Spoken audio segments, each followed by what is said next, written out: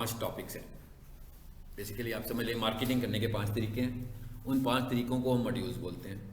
तो जब new students ने आना होता है तो वो मेरी क्लास में आते हैं। ये क्लास बहुत पुरानी चल रही है, लेकिन हम न्यू स्टूडेंट्स को मॉड्यूल में एडजस्ट करते हैं ताकि वो हर मॉड्यूल को प्रॉपरली अंडरस्टैंड कर लें। अगर कोई स्टूडेंट मॉड्यूल के मिड में आता है, किसी एक मॉड्यूल के, सारे नहीं, मतलब हम सिर्फ एक मॉड्यूल की बात कर रहे हैं, जो स्टूडेंट किसी एक मॉड्यूल के मिड में आता है तो उसको हम ये रेफ़र करते हैं कि वो इस मॉड्यूल को रिपीट भी करेगा। ठीक है, जैसे फॉर एग्जांपल 3 लेसन इसके हो चुके हुए हैं तो आपके मिस हो चुके हैं ना एक तरह से। तो एक तरीका तो ये है कि मैं रिकॉर्डिंग करता हूँ, लेक्चर्स रिकॉर्डेड होते हैं। आप में से कोई ऐसे स्टूडेंट्स हैं जो उन रिकॉर्डिंग से पिकअप कर सकते हैं, फाइन। नहीं कर सकते तो ये वाला पूरा मॉड्यूल वो रिपीट कर लेंगे। यानी ये वाला मॉड्यूल जब ख़त्म होगा तो हम नए टॉपिक पे आ जाएंगे, तो साइक्लिक वे में घूमता हुआ ये मॉड्यूल फिर वापस आ जाएगा। तो फिर आप इसको स्टार्ट करके एंड तक पूरा पढ़ोगे। तो यानी ये समझ लें कि ट्वाइस पढ़ लिया। जिसने किसी भी मॉड्यूल का पहला लेक्चर नहीं पढ़ा हुआ उसको मैं ये रिकमेंड करता हूँ कि उसको रिपीट करें ताकि वो सारे टॉपिक्स की अच्छी अंडरस्टैंडिंग ले सकता हो। ठीक है, अब आप लोग 3-4 लोग जो आज बैठे हो आकर, ये फेसबुक का मॉड्यूल इस वक्त चल रहा है, सोशल मीडिया मार्केटिंग का। तो इसके मेरा ख्याल है 3 लेसन हुए हैं, आई थिंक सो 3 लेसन हुए हैं। तीनों लेसन रिकॉर्डिंग्स में बेशक मौजूद हैं, लेकिन फिर भी मैं रिकमेंड यही करूँगा कि आप इसके जो बाकी के 2-3 लेसन हैं वो ले लें। ठीक है, और उसके बाद आप इस मॉड्यूल को फिर से रिपीट कीजिएगा ताकि आपके कोई कॉन्सेप्ट वीक ना रह जाए। लेकिन अगर आप में से कोई स्टूडेंट ये समझता हो कि इट्स ओके वो लेक्चर की रिकॉर्डिंग देखकर कवर अप कर सकता है इसको, तो ये उसके ऊपर डिपेंड करता है। लेकिन मेरी तरफ से ट्रेनर के तौर पर मेरी तरफ से हमेशा ये रिकमेंडेशन होती है कि आप कोई भी टॉपिक जब पढ़ें तो उसका पहले दिन से आपको पढ़ना चाहिए, फिर आपको उसका कॉन्सेप्ट क्लियर हो जाता है। रिकॉर्डिंग मैं इसीलिए करता हूँ कि जो लोग की क्लास मिस हो जाए या जिनको क्लास में अच्छी समझ में ना आए, घर जाकर लेक्चर को देख सकते हैं। तो रिकॉर्डिंग आपके पास ऑलवेज अवेलेबल रहती है, तो आप उस लेक्चर को 1 दफ़ा सुने, 2 दफ़ा सुने, 10 दफ़ा सुने, आप सुन सकते हैं। ठीक है, और अब इस वक्त हम फेसबुक में एड्स वाले पार्ट पे पहुंचे हुए हैं कि भाई फेसबुक का अकाउंट बनाया, फेसबुक के अकाउंट को सिक्योर किया, फेसबुक में पेजेस बनाए, मार्केट प्लेस क्या होती है, ग्रुप्स क्या होते हैं, ये सब चीज़ें हम डिस्कस कर लिए। अब हम आज आ रहे हैं एड्स के ऊपर। एड्स हम 2 तरह से लगाते हैं, एक बूस्ट एड्स होते हैं और एक एड मैनेजर के थ्रू एड्स लग रहे होते हैं हमारे पास। ठीक है, तो ये 2 तरह के हमारे पास एड्स हैं, इन पे हमने काम करना है और आज हम एड्स की बात करने वाले हैं।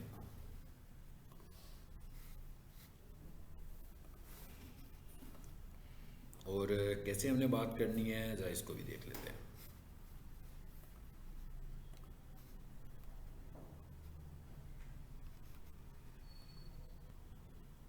इसलिए मैंने आपको ब्रीफिंग दी है कि आप लोग ये ना समझिएगा कि आपका कुछ टॉपिक मिस हो गया। आप में से जितने भी स्टूडेंट्स हैं सब ने सब कुछ पढ़ना है। ठीक है,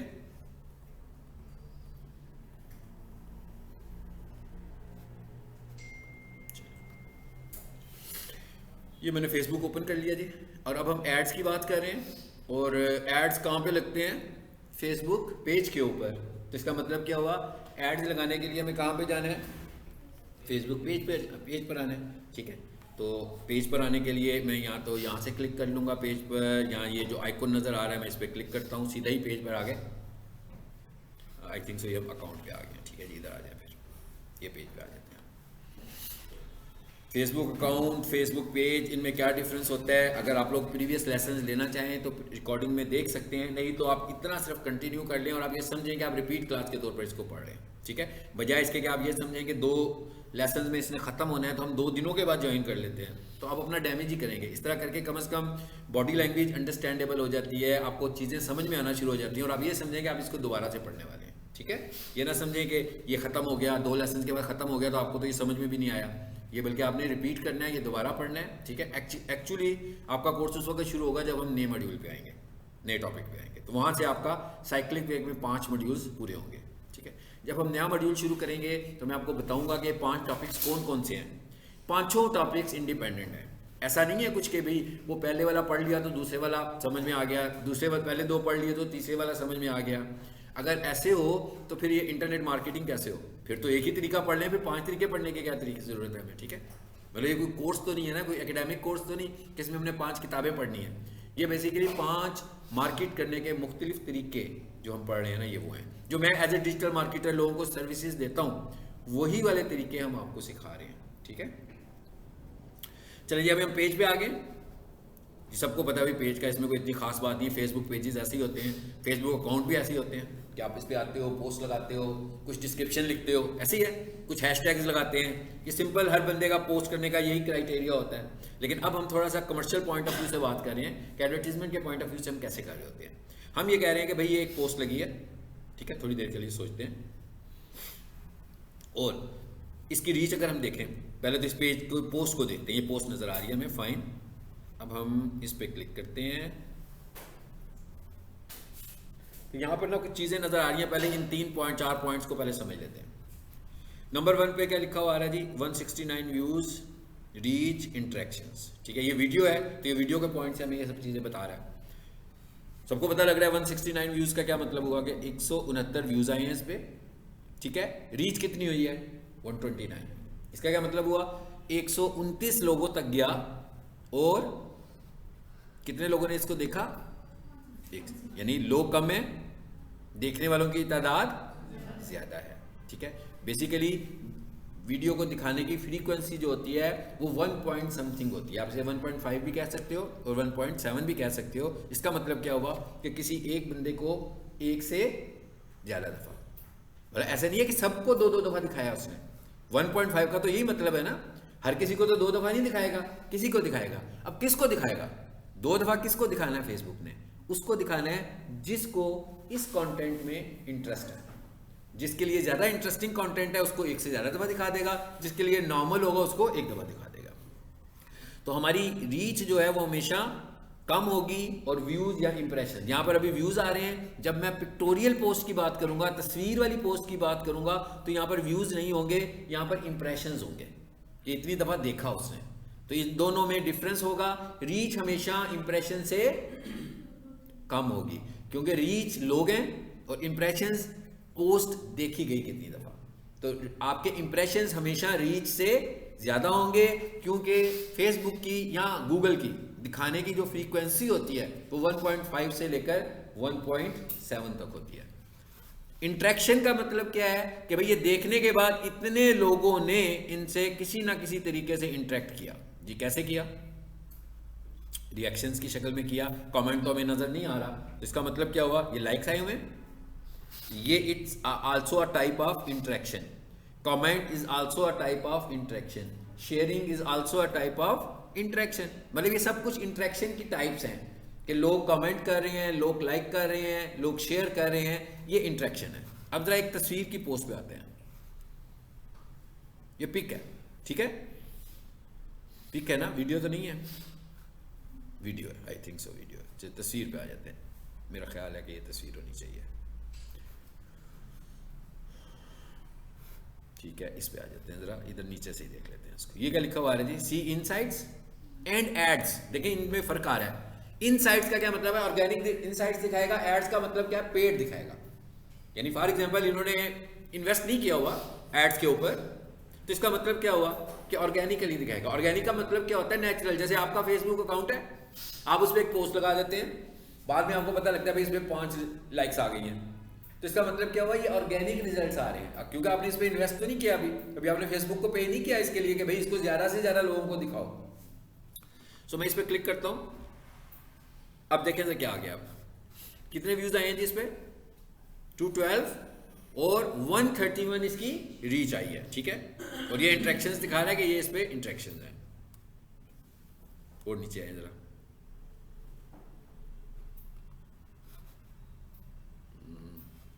इसकी इनसाइट्स देखें जी, पता लग रहा है ना हमें, चीजें चेंज हो रही हैं कि 287 व्यूज आए हैं, 208 लोगों तक गया है। अब आपको ये समझ में आ गया कि देखें जोर लगा के हम कहां कहां तक जाने लगे हुए हैं, बहुत ज़्यादा लोगों तक नहीं पहुंच पा रहे ना। मतलब अगर मैं ये कहूं कि भाई ये फिगर 10,000 5,000 3,000 तक तो नहीं जा पा रही है, क्योंकि ये ऑर्गेनिक रिजल्ट है।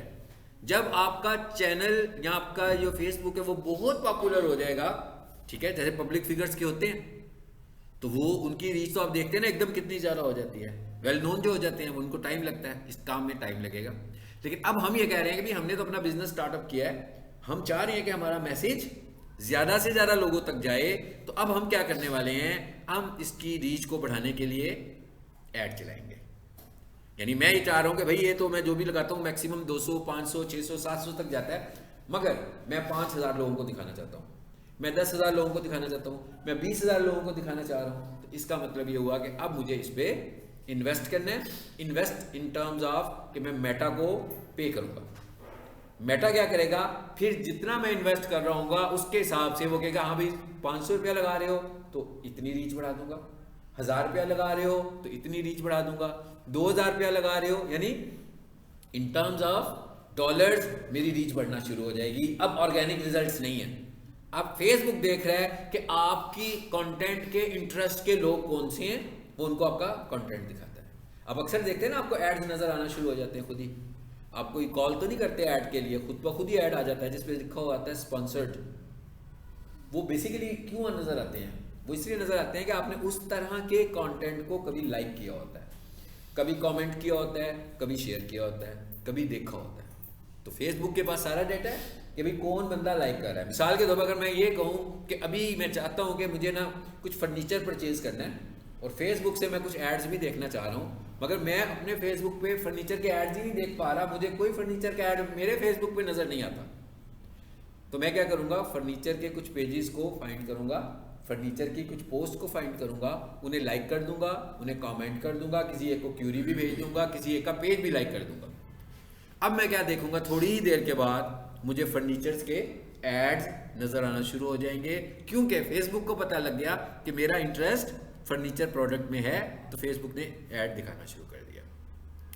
ये सारी चीज़ें हम ऐड के अंदर करने वाले हैं, ठीक है। अब आपको ये पॉइंट समझ में आ गया, ऑर्गेनिक वर्सेस पेड। ऑर्गेनिक में कोई इन्वेस्ट नहीं करना। अगर मैं किसी की सोशल मीडिया मार्केटिंग कर रहा हूँ और मुझे कहता है कि जनाब ये आप पैसे लें और मेरा ऑर्गेनिक काम करना है आपने, तो मैं जो से पैसे लूँगा वो मैं अपने लिए ले रहा हूँ। लेकिन अगर वो मुझे कहे कि नहीं भी मेरी रीच भी आपने बढ़ानी है, डेली जो है ना आपने मेरी पोस्ट को 10,000 लोगों को दिखाना है, तो फिर मैं उसे कहूँगा ठीक है भी, फिर हमें मेटा पे इन्वेस्ट भी करना है। मेटा पे इन्वेस्ट करेंगे तो हम अपनी रीच को बढ़ा पाएंगे। फिर मैं उनसे कहूँगा हाँ ये मेरे सर्विस चार्जेस अलग हैं और ये मेटा के चार्जेस अलग हैं जो हमें मेटा को पे करने हैं। अब हम ऐड की बात करने जा रहे हैं। ऐड आपने बनानी हो, जब फेसबुक में बनानी हो और आप चाहते हो कि इंस्टाग्राम पर भी आ जाए, फेसबुक पे भी आ जाए, तो आपको उसका साइज हमेशा स्क्वायर में रखना है। और बेस्ट साइज जो होता है ऐड के लिए वो 1080 बाई 1080 स्क्वायर डिज़ाइन होता है, ठीक है। आपको उस स्क्वायर डिज़ाइन में ये ऐड लगाना है।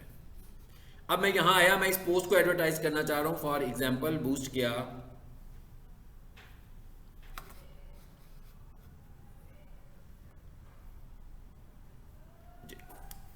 सबसे ऊपर आगे जी, यहाँ पे ये बहुत ही आसान एडवर्टीजमेंट है, मतलब ये यहाँ से ऐड को बूस्ट करना कोई मुश्किल काम नहीं है। थोड़ा सा आपने स्क्रीन इंटरेक्शन करनी है तो आपको समझ में आ जाएगा कि हम ऐड को बूस्ट कैसे करें।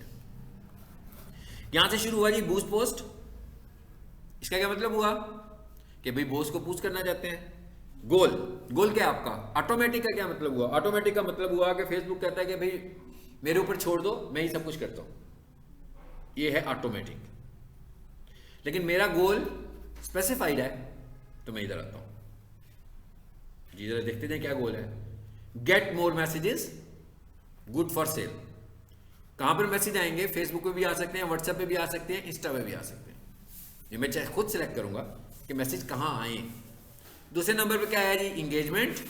तीसरे नंबर पर क्या आया, कस्टमर बेस जी। इसमें क्या कहता है, good for sale, use a form. इसमें क्या होगा, एक फॉर्म आएगा, फीड फॉर्म। अक्सर आप देखते हैं कि आप फेसबुक यूज कर रहे होते हैं तो फॉर्म भी आते हैं, तो कहते हैं फॉर्म वाला ऐड बनाना है। नीचे क्या आ रहा है, गेट मोर वेबसाइट विजिट्स। आपको ट्रैफिक चाहिए अपनी वेबसाइट के लिए, तो क्या आपने अपनी वेबसाइट की ट्रैफिक बढ़ानी है। गेट मोर कॉल्स, इसका क्या मतलब हुआ कि आप चाहते हैं कि लोग आपको कॉल करें, यानी आपकी किसी को पोस्ट नजर आए तो इंटरेक्ट करने के लिए वो आपसे कॉल टू एक्शन के तौर पर आपका मोबाइल नंबर नजर आ रहा हो, कोई भी क्लिक करे तो आपको फोन आ जाए। ये है सारे गोल। आपको डिसाइड करना है कि आपकी कैंपेन के लिए बेस्ट गोल कौन सा है। चलिए जी, हम कहते हैं भी हमारे लिए बेस्ट गोल ये वाला है। ये कौन सा गोल है जी, मैसेजेस का। इसको सेव कर दिया, गोल चेंज हो गया। ये ऐड का टेक्स्ट आ रहा है, और नीचे आइए ज़रा, ये ऐड आ गया नजर आपको। मैसेज कौन सा आया? व्हाट्सएप का। चलो नीचे आते हैं, और ये मैसेजेस में आ गया। आगे इसके मुताबिक तीनों मैसेज ऑन है, इसके मुताबिक तीनों मैसेजेस ऑन है। भैया आपने एक ऐड चलाया, आपने डेली इन्वेस्ट कर दिया 2000 रुपये, ठीक है, तो अच्छे खासे लोगों तक चला गया। अब जब आपका ऐड चल रहा है, कुछ मैसेजेस आपको आना शुरू हो गए इंस्टाग्राम पे, कुछ मैसेजेस आपको आना शुरू हो गए व्हाट्सएप पर, और कुछ मैसेजेस आपको आना शुरू हो गए फेसबुक पर। क्या हाल है? टेंशन माहौल है ना? क्लियर तो नहीं है? मतलब 10 दिनों के बाद बहुत डिफिकल्ट होगा आपके लिए कि आपने क्यूरीज कहाँ कहाँ रिसीव की हुई हैं। तो ज़रा मुनासिब तरीका क्या है कि हम किसी एक ही प्लेटफॉर्म पर आ जाएं, नंबर 1। नंबर 2, दूसरी क्या वजह है? आपका जो व्हाट्सएप का मैसेज है उसके बाद आपके पास एक डेटाबेस बन जाएगा, लेकिन आपका जो फेसबुक का मैसेज है वो तो जो बंदा फेसबुक पे जब एक्टिव होगा तभी आपको मिलेगा, और अगर फॉर एग्जांपल वो उसी टाइम एक्टिव हुआ था जब वो आपसे कम्युनिकेट कर रहा था और उसके बाद आपको मिलता ही नहीं है, तो आप उससे तो इंटरेक्ट ही नहीं कर पाएंगे फ्यूचर में। इसलिए हम रेकमेंड करते हैं कि मैसेजेस में जो सबसे बेस्ट स्ट्रेटेजी है वो क्या है? व्हाट्सएप मैसेज को लेकर चलें। अच्छा, उसके बाद आगे क्या लिखा हुआ है जी? Add number. ऐड नंबर का क्या मतलब है? नंबर आप कौन सा दोगे इसके ऊपर? पहले एक टाइम होता था जब फेसबुक सिर्फ आपको अलाउ करता था एक व्हाट्सएप नंबर, फिर जब आपकी टीम ने मार्केटिंग करनी होती, जैसे मैं कहूँ पीक सॉल्यूशन ने एक मार्केटिंग टीम रखी हुई है, 5 मार्केटिंग के लोग हैं, उनके लिए ये 5 एड्स चला रहे हैं। लेकिन फेसबुक पे एक टाइम में आप एक पेज के ऊपर एक व्हाट्सएप से ज़्यादा नंबर ही ऐड नहीं कर सकते थे। ये भी बहुत पुराने टाइम की बात नहीं है, ये भी रीसेंट टाइम की बात है, नंबर ऑफ मंथ्स अगो, ठीक है, मतलब कुछ महीने पहले ऐसा होता था। फिर हम क्या करते थे? मार्केटिंग करने के लिए उसी कंपनी के 5 पेज बना देते थे, पीक सॉल्यूशंस, फिर बंदे का नाम, पीक सॉल्यूशंस, दूसरे बंदे का नाम, पीक सॉल्यूशंस, तीसरे बंदे का नाम, सिर्फ और सिर्फ इस काम के लिए। और पीक सॉल्यूशन का ऑफिशियल पेज सिर्फ एक ही तो होता था, उसके ऊपर तो आप सब कुछ कर ही नहीं सकते, एक ही बंदा कर सकता है। तो फिर फेसबुक ने इस मैटर को रिजॉल्व किया और उसने कहा कि आप 50 नंबर अपने फेसबुक पेज से लगा सकते हो। अब जब भी कोई कैंपेन बनाए, नंबर चूज कर ले, भाई इस कैंपेन के लिए ए का नंबर देना है, ये दूसरी कैंपेन के लिए बी का नंबर देना है, ये तीसरी कैंपेन के लिए सी का नंबर देना है। तो मैक्सिमम हमारे पास ऑप्शन आ गई कितने नंबर्स की? 50 नंबर्स की। तो कहता है भाई कोई दूसरा नंबर देना है तो दे दें। यहाँ भी देखिएगा काफी सारे नंबर आ रहे हैं, अरे तो यहां से मैं चूज कर सकता हूँ क्योंकि हमने नंबर ऐड किए हुए हैं जी। आगे क्या कह रहा है? Connect another number. ठीक हो गया, बात खत्म हो गई जी। ऊपर आ जाते हैं वापस अब जरा।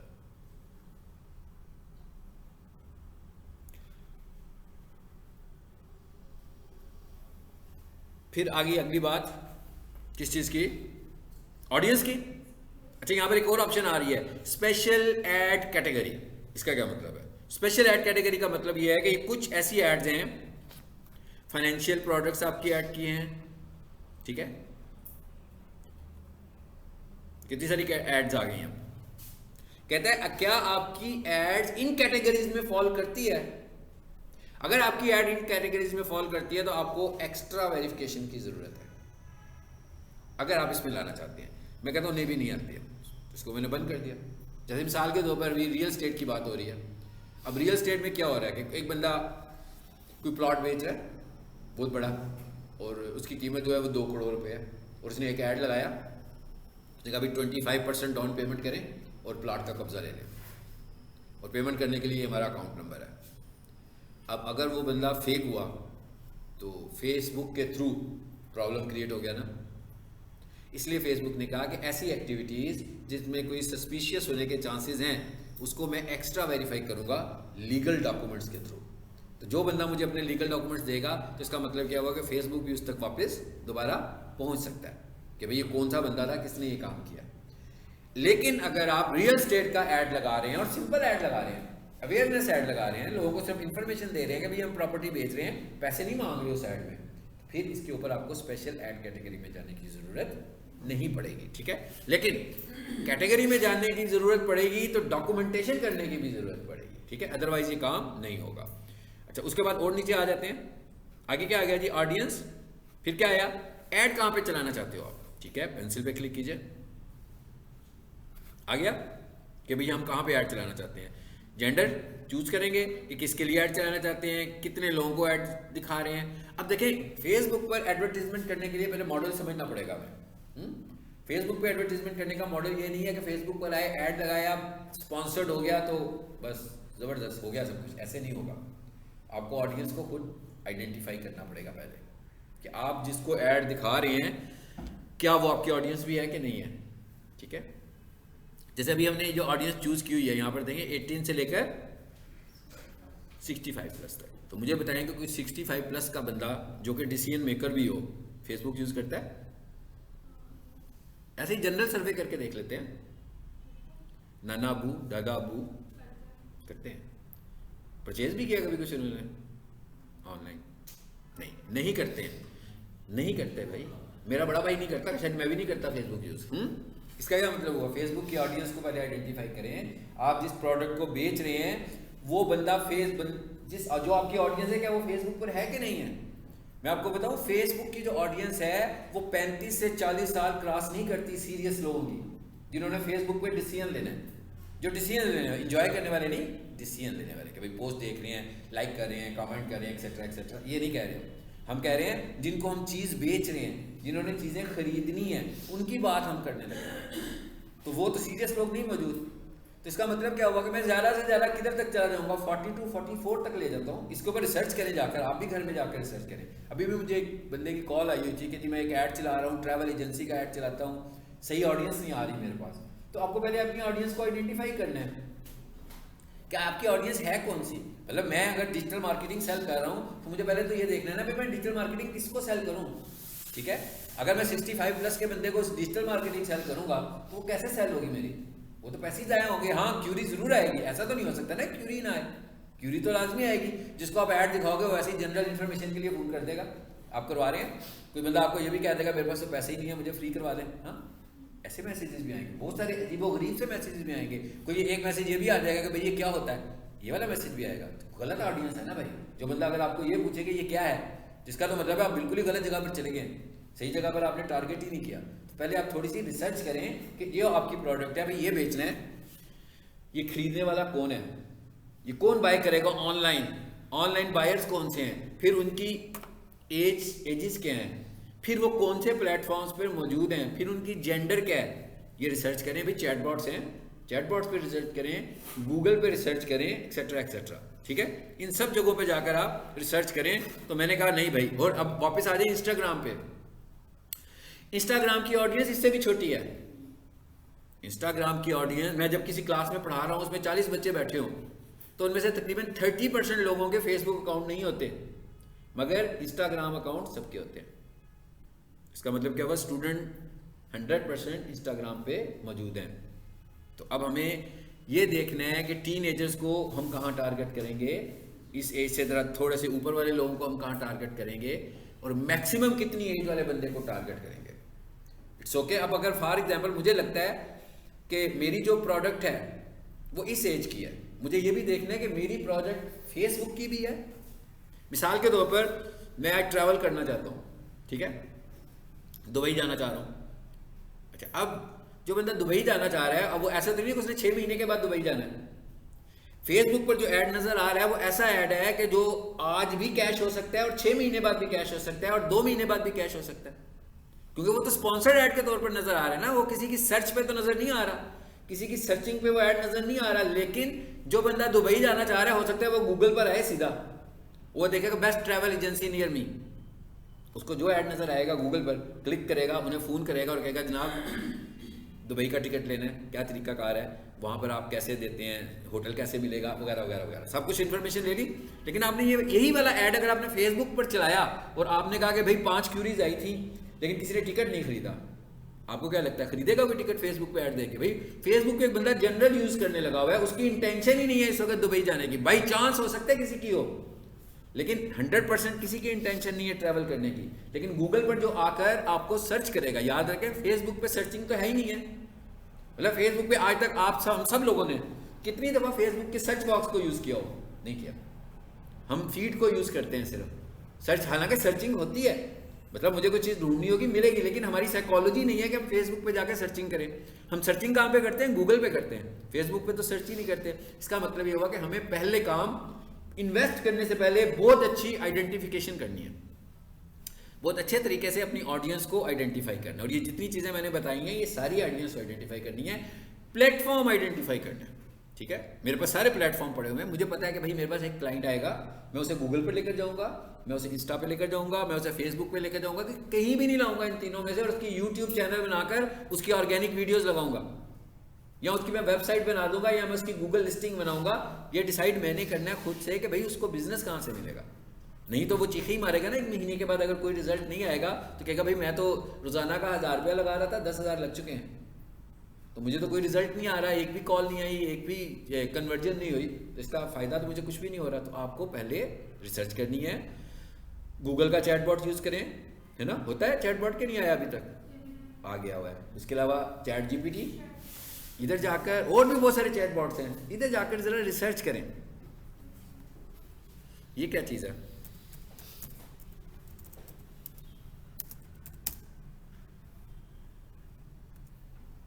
जी मैंने क्या लिखा? Facebook ad category, add library, बस यहाँ पे मैंने छोड़ दिया। अब मैंने कुछ नहीं करना है इसके आगे आपने घर जाकर करना है।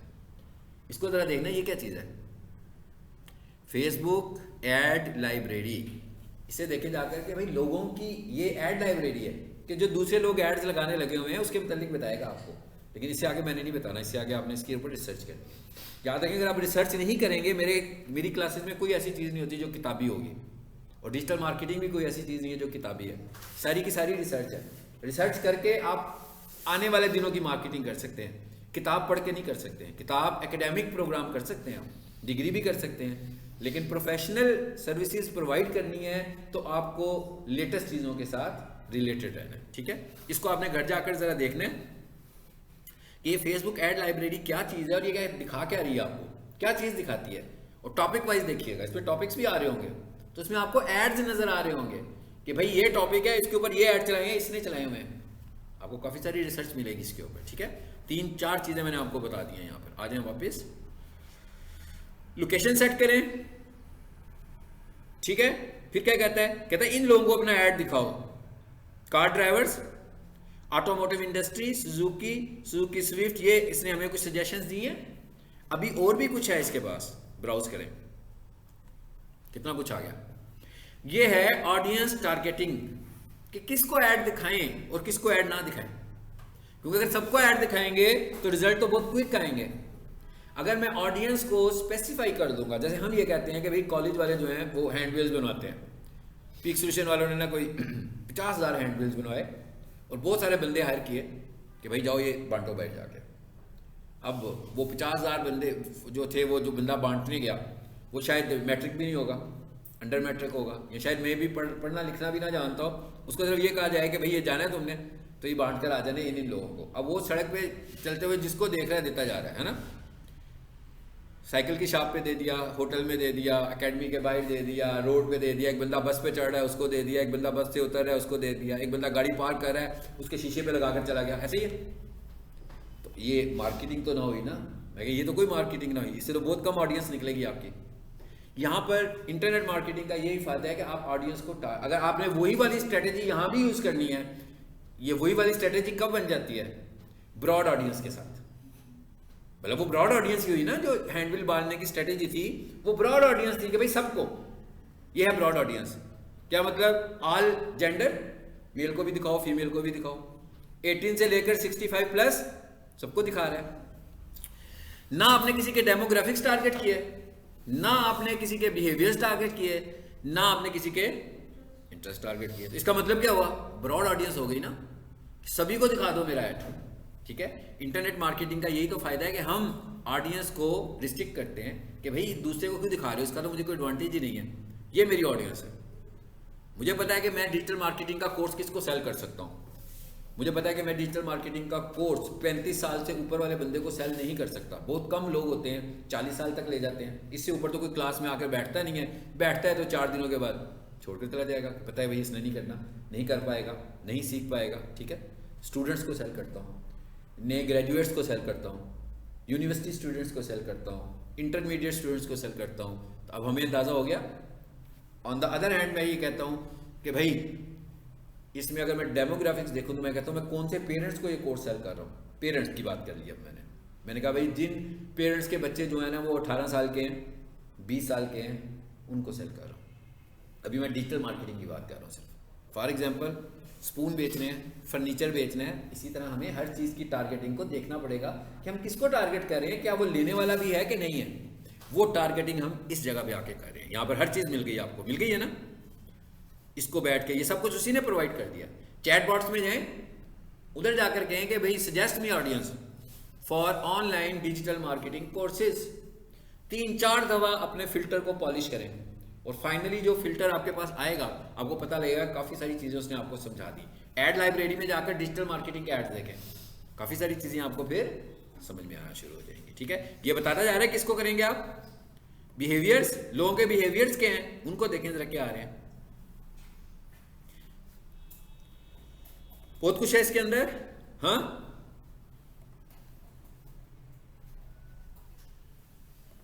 देखिए जरा कितनी जिस चीज में जा रहा हूं ऑप्शंस ही आती जा रही हैं आगे। इस तरह ऐड बनाएंगे तो रिजल्ट्स नजर आएंगे, अगर इस तरह ऐड नहीं बनाएंगे तो रिजल्ट्स नजर नहीं आएंगे। ठीक है, इसे हम कंप्लीट कर देते हैं, खत्म करें ताकि चलो जी पीछे आए एक स्टेप। फाइन, कंफर्म करें और इधर आ जाते हैं। आगे क्या लिखा हुआ है, ads that run for at least 4 days tends to get better results। इसका मतलब क्या हुआ, कम से कम 4 दिन के लिए ऐड बनाएं। रन करना मेरी मर्जी है, मैं हो सकता है घंटे के बाद बंद करना चाहता हूँ, मेरी चॉइस है, मैं बंद कर दूंगा। मैं कहूँगा सही नहीं बना भाई। ऐसा तो नहीं है कि 4 दिन के लिए ऐड बनाया और बना भी सही नहीं तो पछता रहे हैं कि भाई अब 4 दिन खत्म हो गए, इन्वेस्ट भी हो गया, तभी जान छूटेगी इससे। ऐसे नहीं है, आपने ऐड बना लिया, 1 घंटा उसने सर्व किया, आप सेटिस्फाइड नहीं हुए, आपने ऐड को रोका, नया ऐड बना लिया। लेकिन ऐड बनाने की जो रिक्वायरमेंट है वो है मिनिमम 4 days। यानी ऐड क्रिएट करने के लिए 4 दिन की जरूरत है, रन करने के लिए 4 दिन की जरूरत नहीं है। लेकिन ऐड से अच्छे रिजल्ट्स लेने के लिए 4 दिन तो बहुत कम है। अभी 4 दिन कोई ऐसे नंबर ऑफ डेज तो नहीं है ना जिससे हम कहेंगे बिजनेस चल गया कि नहीं चला। आप सबको पता है कि कोई भी नया बिजनेस जब शुरू करते हैं तो कितना टाइम लेता है। तो ये भी नया बिजनेस ही है ना। अगर आप पहली दफ़ा सोशल मीडिया मार्केटिंग पर आए हैं, इट्स अ न्यू बिजनेस, तो इसने टाइम तो लेना है लोगों को कन्विंस करने में, सेल करने में। तो कहता है अभी कम से कम आपने कितने दिन के लिए ऐड बनाना है, 4 दिनों के लिए। हो गया, इधर आए, ये बजट पूछ रहा है वो आपसे। मैंने क्या कहा था कि मिनिमम बजट कितना होना चाहिए, ये क्या कह रहा है, एस्टिमेटेड रीच पर डे कितनी आ रही है, 3000 में इतनी आ रही है जी। जैसे मैंने एक वैल्यू लिखी, उसने उस वैल्यू को रिप्लेस कर दिया, किया है ना।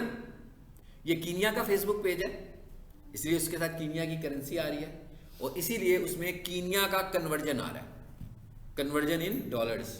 कीनिया की जो $1 कितने कीनियंस हैं, 130 के एसेट में कन्वर्ट हो रहा है। जैसे पाकिस्तान में 270-80 पर रेट चल रहा है ना हमारा, तो कीनिया का ये वाला रेट है डॉलर का इस वक्त। और फेसबुक के ऊपर हमारा जो मिनिमम इन्वेस्ट है वो $1 होता है। ठीक है, तो ये हमने पर डे सेट कर दिया, तो इसको आप मल्टीप्लाई कर लो 4 के साथ, तो ये इनका इतना बजट बन गया। तो ऊपर जाकर देखें रीच भी कम हो गई, जो थाउजेंड्स में आ रही थी पहले, क्या कह रहे हैं 347 से लेकर 1000 तक। ठीक है,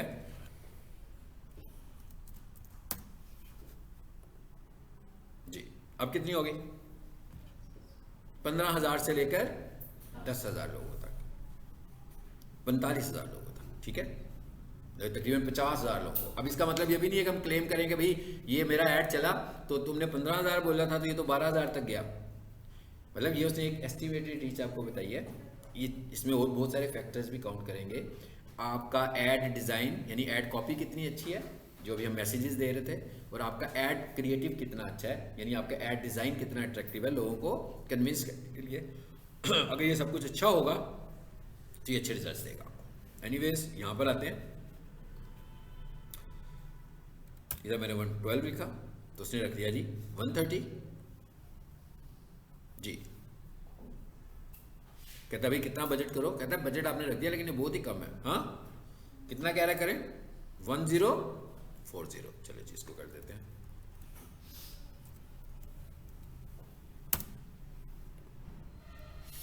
कुछ बेहतर हुए हालात?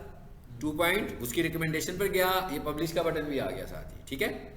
इस पर क्लिक करें जी, देखते हैं क्या होता है। मैंने ऐड भी बना दिया, अभी मैं ऐड को रिमूव करता हूँ, ठीक है। ऐड तो नहीं हमने रन करना ना, ताकि आपको ये भी प्रोसीजर पता लगे ऐड कैसे रिमूव होना है। और ये बूस्ट ऐड है।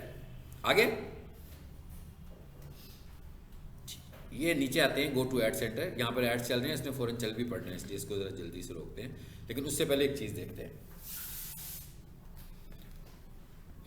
आगे यहाँ पर ट्वाइस अगर आपको रिव्यू लिखा हुआ नज़र आ रहा है तो परेशान होने की ज़रूरत नहीं है, ये एक ही रिव्यू है। ये वैसे ही इसमें 2 दफ़ा में दिखा दिया। मैं इस पेज को रिफ्रेश करूँगा ना तो एक ही नज़र आएगा। मैं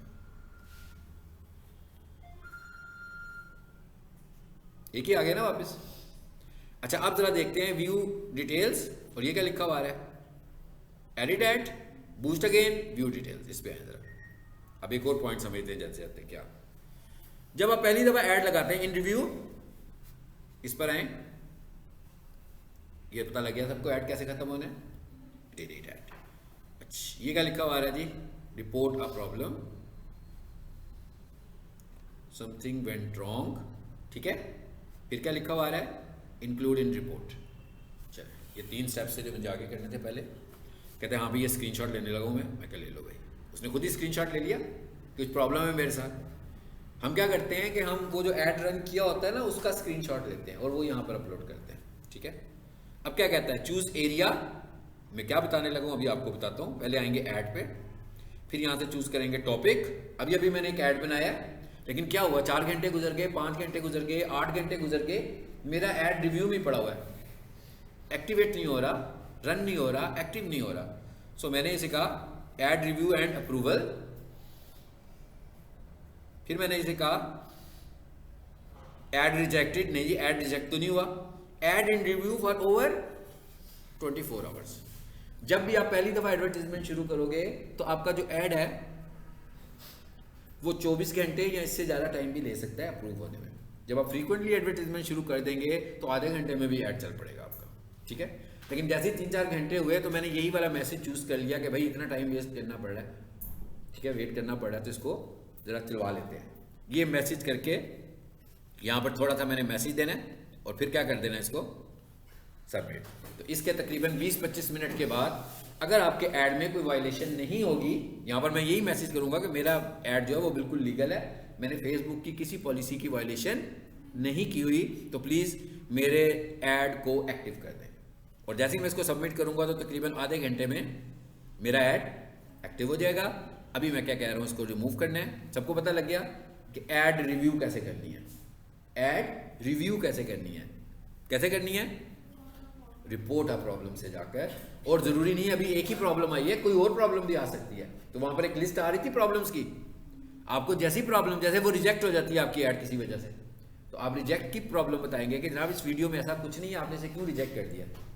तो फिर भी अगर फेसबुक कहेगा नहीं भी इसमें है, तो फिर दोबारा चैलेंज नहीं हो सकेगा, ठीक है। लेकिन यह है कि ऐसा होता है अक्सर कि वो फर्स्ट टाइम पर उसको रिजेक्ट करता है कुछ मिसअंडरस्टैंडिंग की वजह से, और जैसे ही हम रिव्यू करते हैं तो उसको एक्सेप्ट कर लेता है। Delete add, confirm. ये था जी हमारा बूस्ट ऐड, ठीक है। नेक्स्ट क्लास में इससे बहुत एडवांस ऐड हम पढ़ेंगे जो ऐड मैनेजर से पढ़ते हैं, जिसमें हमारे पास बहुत सारे कंट्रोल्स होंगे। इसमें अभी हमारे पास कंट्रोल्स नहीं है। ये एक सिंपल ऐड था बूस्ट ऐड। ये आपने देखा कि कोई आम बंदा स्क्रीन फॉलो करके भी कर सकता है। बहुत सारे मैसेजेस ऑन स्क्रीन आ रहे थे ना, लेकिन अभी एडवांस ऐड में क्या चीज़ें हैं वो हम बाद में देखेंगे। ये वापस उसी स्टेटस पे आ गया जब मैंने ऐड बूस्ट करना शुरू किया था। चलो जी, खत्म होगी बात। इस पर क्लिक करें और वापस फेसबुक पर आ जाएं। आगे फेसबुक पे वापस